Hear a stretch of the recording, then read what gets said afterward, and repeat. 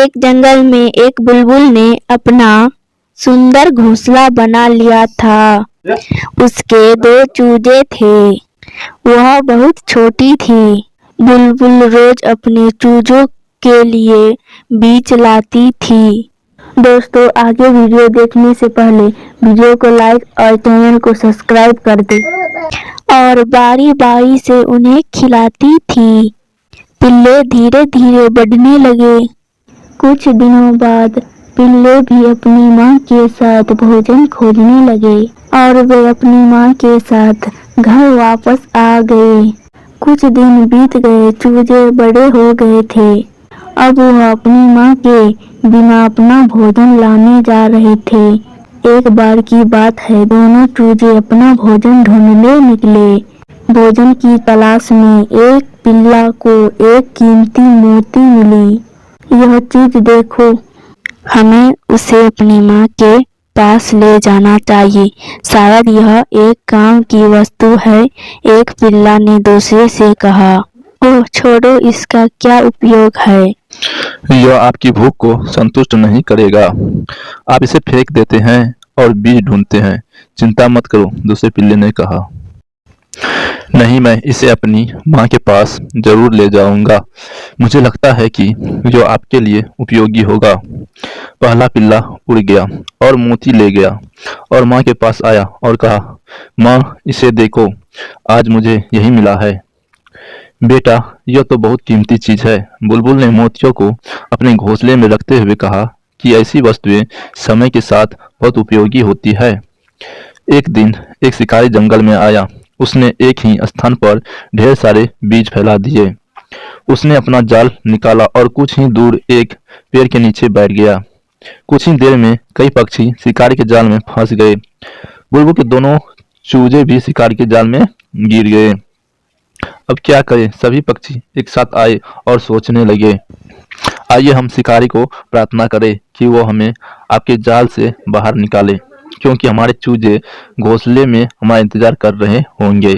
हो सकता है कि आपकी दया आ जाए और शिकारी आपको जाने दे। एक मैना बोली। कोई भी शिकारी तुम्हें इस तरह कभी नहीं छोड़ेगा। हाँ, यदि आप उसे किसी मूल्यवान वस्तु का लालच देंगे तो वो आपको जाने देगा। लेकिन हमारे पास इतनी कीमती चीज कहाँ है?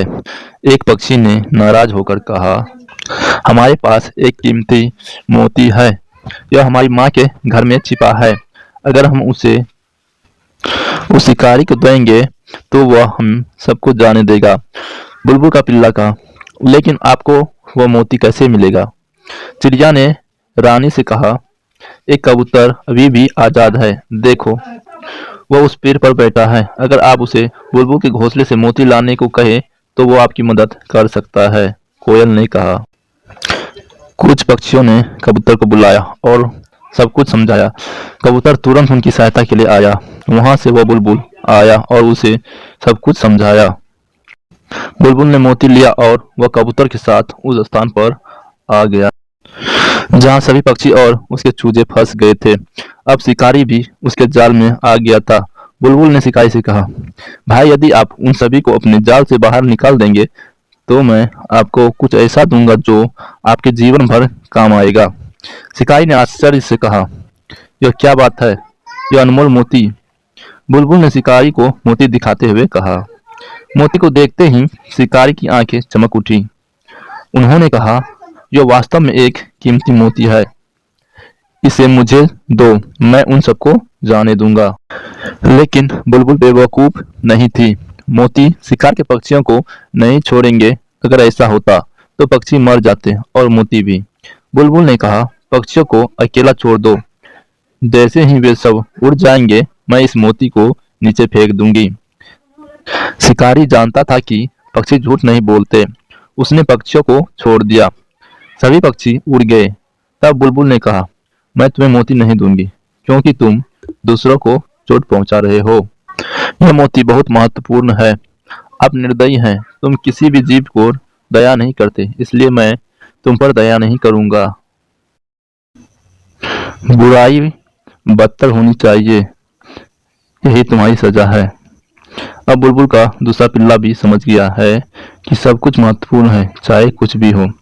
शिकारी निराश हो गया। उन्होंने इससे एक सबक सीखा था कि किसी पर भी भरोसा करना धोखेबाजों को प्रोत्साहित करने के समान है। इस कहानी से हमें यह सीख मिलती है कि किसी पर भी भरोसा करना धोखेबाजों को प्रोत्साहित करने के समान है।